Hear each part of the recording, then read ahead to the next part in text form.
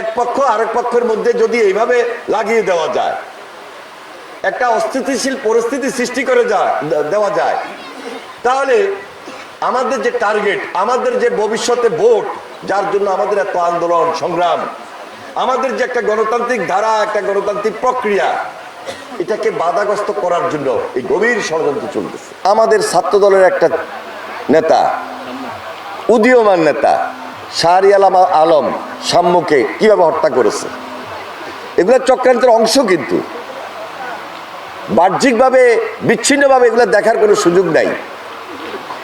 কেউ কেউ এই পরিবেশটাকে গোলাটে করতে চায়। এরপরে দেখেন জগন্নাথ বিশ্ববিদ্যালয় থেকে একটা মিছিল আসছে। অনেক মিছিলে তো ঢাকা শহর এইভাবে হইতেছে। এদের সঙ্গে বসতে হবে, এদের প্রতিনিধিকে নিয়ে আলোচনা করতে হবে, আলোচনা করে আবার বিদায়ও দিতে হবে। আপনি তো সব দাবি মানতে পারবেন না, এবং একটা সাময়িক সরকার বা অন্তর্বর্তীকালীন সরকার সব দাবি কি এখনই মানতে পারবে? যেখানে 17 বছর লুটপাট হয়েছে, 17 বছর অত্যাচার অনিয়ম হয়েছে, তাহলে একটা নির্বাচিত সরকার আসিও তো সব সমস্যার সমাধান করতে পারবে না। তাহলে এখন অন্তর্বর্তীকালীন সরকার এই অল্প কয়দিনের মধ্যে, এই 7 মাসে, এই 8 মাসে, এই 9 মাসে কি সব দাবি মানতে পারবে? হয়তোবা অনেকেই দাবি তুলবে। আবার এই আলোচনাগুলো করতে হবে, সমাধানের চেষ্টাও বাইর করতে হবে।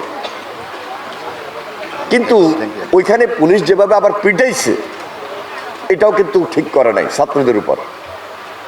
এর ভিতরে আবার ষড়যন্ত্র ঢুকছে।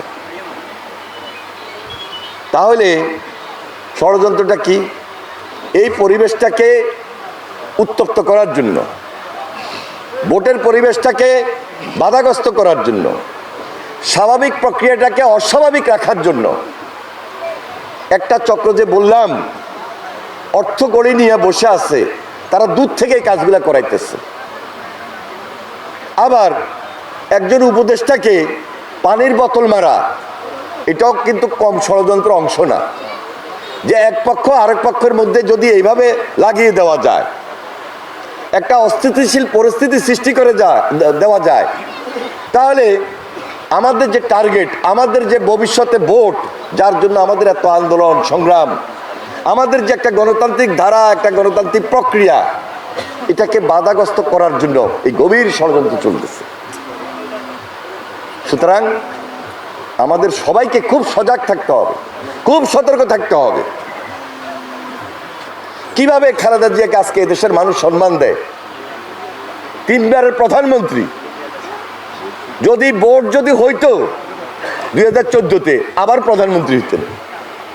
2018-তে যদি ভোট হইতো, আবারও প্রধানমন্ত্রী হইতেন। 2024-এ যদি ভোট হইতো, আবারও প্রধানমন্ত্রী হইতেন।